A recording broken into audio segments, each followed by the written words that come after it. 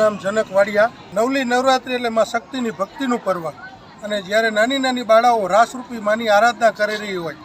ત્યારે આ રેલવે ગરબી મંડળનો મંડપ એક મંડપોમાં આગવું સ્થાન ધરાવે છે, જેને નિહાળવા માટે આજુબાજુના 15-20 કિલોમીટરના વિસ્તારમાંથી ધર્મપ્રેમી જનતાઓ પધારે છે અને માને બાજુમાં માતાજીની જે મૂર્તિ બને છે તેના દર્શનનો તો લાવો લે જ છે, પણ આ ગરબીનો મંડપ છે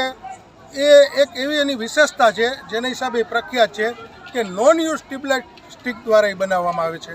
અને દિનેશભાઈ ડાભી, જીતેન્દ્રસિંહ ઝાલા અને ગિરિરાજસિંહ ઝાલા તથા અન્ય યુવાનોની 1 મહિનાની અથાગ મહેનત બાદ લગભગ 4,000 થી 5,000 ટ્યુબલાઇટ યુઝ કરી અને આ મંડપનું નિર્માણ કરવામાં આવે છે। સાંજ સમાચાર ફેસબુક પેજને લાઇક કરો, વિડીયો શેર કરો અને વધુ વિગતવાર સમાચાર માટે sanssamachar.net વિઝિટ કરો।